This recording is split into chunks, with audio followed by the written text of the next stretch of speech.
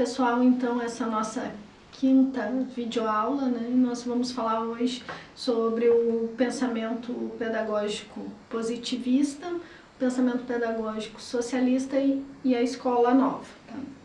Então vamos começar fazendo uma pequena revisão acerca do pensamento positivista e depois a gente passa então para o pensamento pedagógico socialista e a proposta da escola nova. Então, o pensamento pedagógico positivista, né, ele vai ser influenciado pelo positivismo, obviamente, né, e ele vai, vamos dizer assim, se estabelecer na educação, né, vai ser visto como uma forma de consolidação da concepção burguesa de educação, né. Então a gente tem de um lado um movimento popular socialista, né, que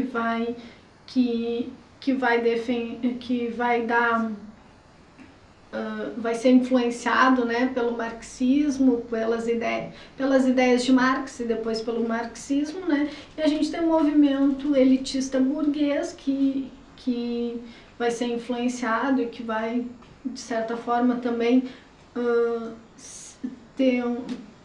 propiciar, vamos dizer assim, né, o surgimento do positivismo com as ideias principalmente de Comte, né? A gente tem aí duas influências, vamos dizer assim, né? No movimento popular socialista, então, Marx, né? E no movimento elitista burguês, Comte, né? O Marx e o marxismo, né? E é bom que a gente, de certa forma, consiga diferenciar um tanto essas concepções, né? Tanto que alguns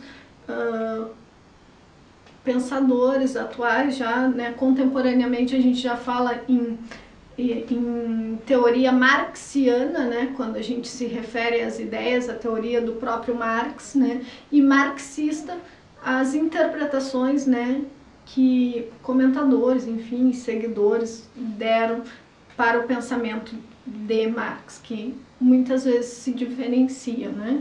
A gente não pode pensar os marxistas, vamos dizer assim, todos, né, como se fossem vamos dizer assim, todos de uma mesma linha, de uma mesma corrente, né?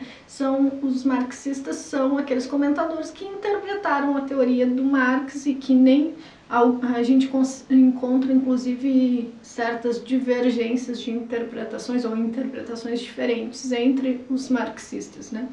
Então a gente costuma falar da teoria de Marx, quando a gente fala de Marx, de uma teoria marxiana, né? E o positivismo, então, né, que tem essa influência, né, do Comte, que é considerado o pai do positivismo, o primeiro, então, positivista. Então, a gente tem aqui duas concepções, vamos dizer assim, de educação, né, duas teorias e duas concepções diferentes, né, antagônicas, que vão influenciar na educação também, né, em concepções educacionais antagônicas, diferentes, né. Embora o Marx não tenha escrito um tratado sobre a educação, ele não tenha se preocupado em escrever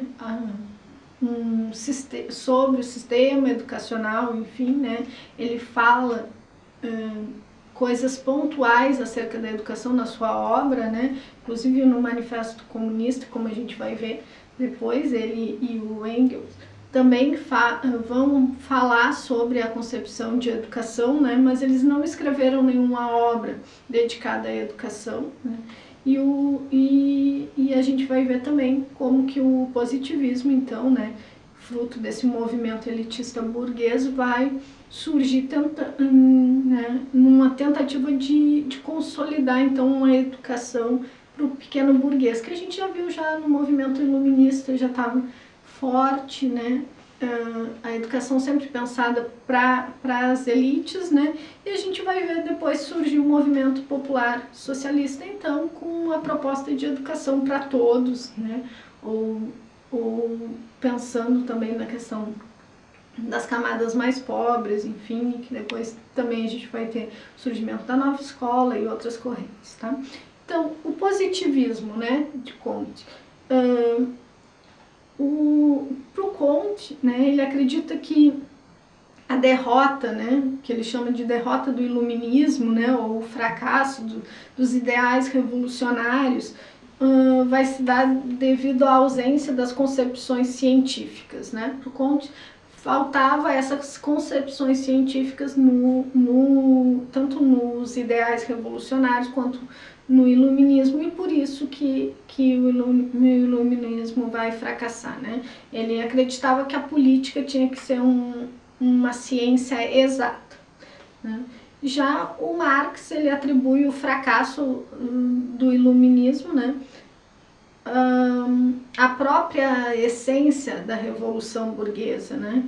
Ele vai dizer que na sua essência a Revolução Burguesa ela era contraditória, né? Porque ela proclamava a liberdade e a igualdade, mas precisava, né, era necessário uma mudança no sistema econômico que era o que instaurava a desigualdade na base da sociedade, e essa, vamos dizer assim, essa mudança, essa reforma no sistema econômico não era proposto pelos ideais revolucionários, pelo iluminismo. Tá? Então,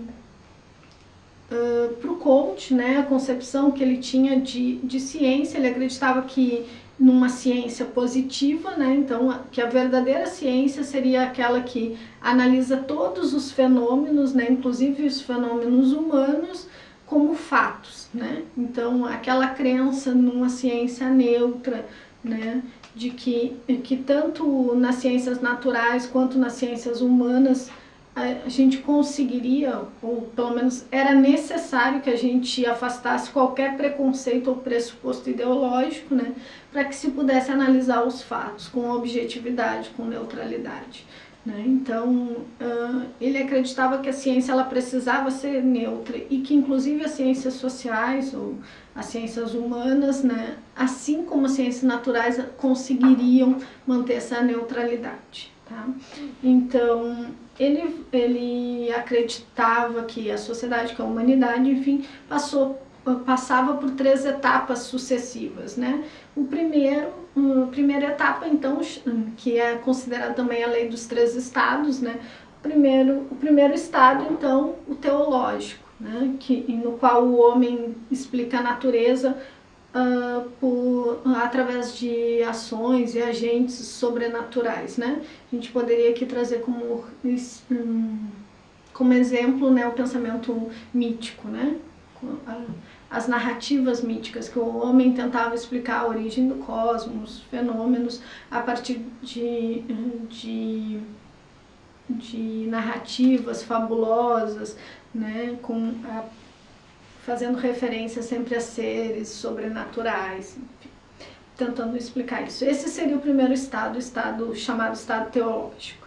O segundo estado, que ele chama de estado metafísico, seria no qual tudo era justificado, né, através de noções abstratas, né, como essência, substância, causalidade, né, e nesse estado metafísico a gente tem aí a crença, né, num único Deus, né, então esse seria considerado para o Comte o estado metafísico.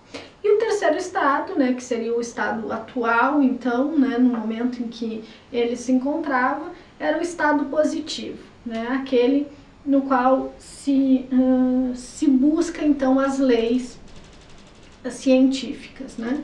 Então, a gente poderia aí pensar, se a gente for pensar cronologicamente a história da filosofia, né, nós poderíamos pensar lá desde então, quando a gente tem a passagem gradual do mito para a filosofia, né, esse primeiro estado, considerado estado teológico, né, o segundo estado, então, a gente já poderia pegar ali a partir de Sócrates, Platão e Aristóteles até o medievo, né, o estado metafísico, né, e o estado positivo, então, que a gente tem ali no período moderno, quando a gente tem o surgimento dessa ciência positiva, a crença nessa ciência positiva e, de certa forma, a tentativa vamos dizer assim, de descolamento, né, da representação da coisa, a eliminação da subjetividade, né, para garantir a objetividade, a neutralidade. Então, tá? Esses três estados, né, que o Comte acreditava que eram três etapas que a humanidade passou, né, estava passando, essa concepção que ele tinha desses estados vai, de certa forma, influenciar, né, no sistema educacional que ele vai pensar. Então ele usa a lei dos três estados para deduzir o sistema educacional, né? Então ele acreditava que as fases da humanidade, essas fases que a humanidade passou, né, estado teológico, estado metafísico, estado positivo, também acontecia no ser humano, né, em cada indivíduo. Então, cada sujeito, né, passaria por essas três fases históricas, né? A primeira fase, então, seria a infância, o momento em que se dá a aprendizagem não formal, né? E então, a gente tem essa passagem que ele dizia do fetichismo natural inicial para uma concepção abstrata de mundo, né? Então, esse momento em que a criança tá passando, né, deixando esse fetichismo inicial para começar a pensar uma concepção abstrata de mundo. A segunda fase, então, seria a fase da adolescência, ou da adolescência e juventude, onde aconteceria o estudo sistemático das ciências, né, mas o abandono, então, a passagem, né, desse momento de transição, vamos dizer assim, né, esse estado metafísico, então estaria compreendido nessa segunda fase, que é a da adolescência e da juventude, e a terceira fase, então, quando a gente passa desse estado metafísico, né, abandona a religião, a crença em um único Deus, né, e passa, então, para essa terceira fase, que é a idade adulta, né, a maturidade, então, que a gente estaria, enquanto ser humano, enquanto cada sujeito estaria no seu estado positivo, né? Abandono da ideia de Deus, de um Deus abstrato, né? E a crença num grande ser. Ele dizia, né, que esse grande ser era a humanidade. Tá? Então, o objetivo, né, passado por essas três fases de educação, então, da criança, né, a gente atingiria o que era, vamos dizer assim, para o Comte, o objetivo da educação, né, o principal a ser alcançado, que era a formação da solidariedade humana, né. Então, a educação, a proposta, né, o sistema educacional pensado por ele, respeitaria essas três fases, né, e nos levaria, então, a formar a solidariedade humana. Tá? Então, essa seria a concepção de educação para o Comte, né? O sistema educacional que ele pensa a partir desses estados, né? Que ele propõe. Tá? Outro positivista que também vai ter uma certa influência, temos outros, né? Não podemos ver todos, mas o Spencer ele vai colocar uma ênfase também na cientificidade, né? E ele vai defender que, por exemplo, que o conhecimento da escola deveria propiciar uma vida melhor para o sujeito, né? Então, daí essa ênfase em uma ciência positiva, né, que ia ser dominada então pelo método, pela técnica, né, e ele acreditava que tanto as ciências sociais quanto as ciências naturais estavam, de certa forma, igualadas, elas necessitariam tanto de método quanto de técnica, né. Ele vai ser responsabilizado, vamos dizer assim, né, por alguns comentadores, de trazer um caráter conservador e reacionário à educação, né, no sentido dessa ênfase, então, né, científica, né, uma ênfase numa ciência positiva que vai ser dominada pelo método e pela técnica. Né. Bom, então se o pensamento positivista, né, influenciado pelo positivismo, vai ter ênfase nessa formação, né, do pequeno burguês também, assim como já no período do iluminismo, né, a gente tem forte essa influência, né, a educação pensada para as crianças, enfim, para os filhos, né, da elite, né, que era aqueles que tinham acesso à educação, né. Então, a gente vê a influência do positivismo ainda hoje, né, no nosso sistema educacional, né. O positivismo ele vai ter uma certa influência, né, no Brasil também, né, principalmente lá em 64, com o golpe civil-militar, né. Depois a gente tem a própria frase, né, assim, da nossa bandeira, né, ordem e progresso, é uma influência do positivismo, né. A gente tem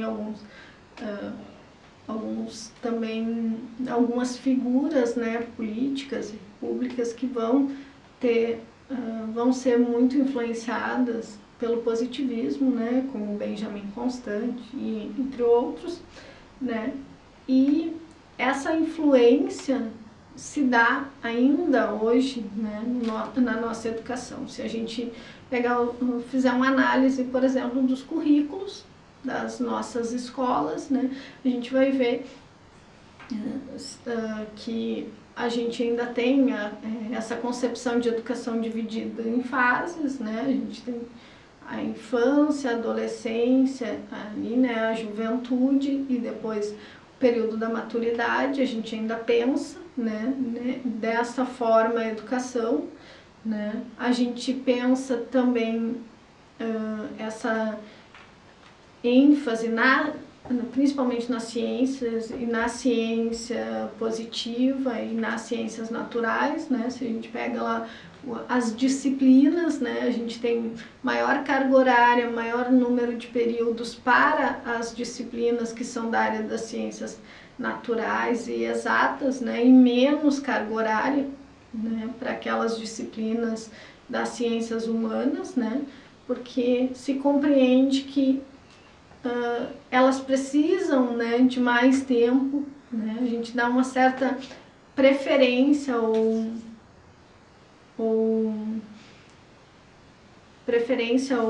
ênfase, né, nessas áreas por considerar elas de certa forma mais importantes ou mais necessárias, enfim, para a formação do sujeito, né? Então, até hoje a gente ainda tem esses reflexos do positivismo na nossa educação, principalmente aqui no Brasil. Então, já o movimento popular pela democratização do ensino, né, que vai dar origem ao pensamento pedagógico socialista, vai se opor a essa concepção burguesa de educação, né, e vai defender uma educação igual para todos, né, e alguns remontam, né, que essa origem, né, a origem do comunismo utópico, né, e dessa vinculação entre educação e política já se daria na República de Platão, né? Então, alguns defendem, né, que o Platão teria sido o primeiro comunista utópico, né, quando escreve lá a República e defende, né, essa vinculação da educação com a política, né? Mas é com Thomas Moros, né, no seu livro Utopia, que a gente vai ter uma crítica, né, à sociedade egoísta, né? E nesse livro o Thomas Moros vai defender a abolição da propriedade, né? A abolição da propriedade, a redução da jornada de trabalho para 6 horas diárias, né? E uma educação laica e uma coeducação, né? Onde as pessoas se coeducariam, né? A gente vai ter então o surgimento nesse contexto, né, de princípios por uma educação pública e socialista, né? Ou seja, uma educação que fosse igual para todos, né? Mas que na verdade visava dar igualdade para as camadas populares, para as camadas mais pobres que não tinham acesso à educação, né?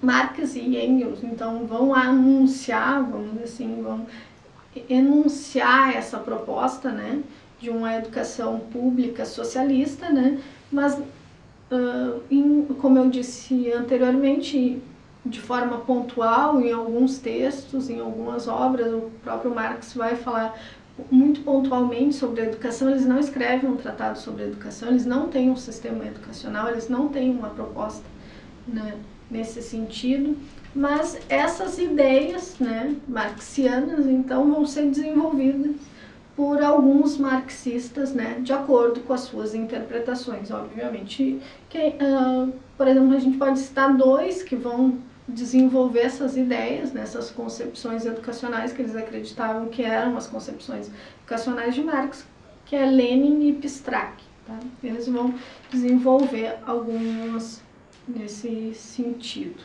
Né? Então, mas o Marx e o Engels, né, eles nunca de fato realizaram uma análise sistemática da educação ou da escola. Né? Eles vão tratar pontualmente da problemática educativa quando, vamos dizer assim, de forma ocasional, quando é necessário, né, para fazer a crítica às relações sociais, né, e da questão, quando eles tratam das linhas mestras da modificação social, né? Então é de forma bem fragmentária, são passagens pontuais, né? Então a gente não pode, vamos dizer assim, dizer que tem uma teoria, enfim, uma concepção pedagógica em Marx e Engels. Se a gente pensar algo, um sistema, não existe, né? Algo mais organizado, é algo pontual, fragmentário, ocasionalmente, né? Por conta dos temas que eles estavam trabalhando, do que eles estavam problematizando. Eles falaram, né, da educação também como uma linha mestra de modificação da sociedade, tá? Então, por exemplo, no manifesto, né, o Marx e o Engels vão defender uma educação pública gratuita para todas as crianças, né? E vão estabelecer pelo menos 4 princípios para essa educação pública e gratuita para todas as crianças. O primeiro princípio, então, seria a eliminação do trabalho dessas crianças nas fábricas. Tá? O segundo princípio, né, seria a associação entre a educação e a produção material. Tá?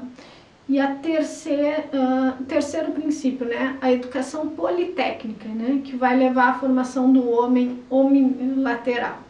Então, o que a gente está compreendendo aqui como educação politécnica? Né? A politecnia, pensada por Marx, é no sentido de trabalhar, né, de trabalhar preparar o sujeito, né, para uma formação omnilateral, porque ele dizia que a escola da época formava de forma unilateral, somente para a técnica, enquanto que essa técnica defendida, por exemplo, pelo positivismo, que é um ensino técnico desvinculado da questão do preparo físico, mental, intelectual, né? Era simplesmente atividade instrumental, né?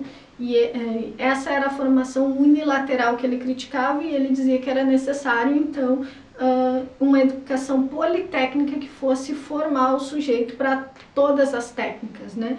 Então, desenvolvê-lo de forma omnilateral. Omnilateral, então, sob 3 aspectos: mental, físico e técnico, né? Obviamente que isso adequado à sua faixa etária do sujeito que estava em formação, mas ele compreendia que essa formação omnilateral, então, trabalhando os 3 aspectos, mental, físico e técnico, deveria perpassar desde a infância até a idade adulta. Tá?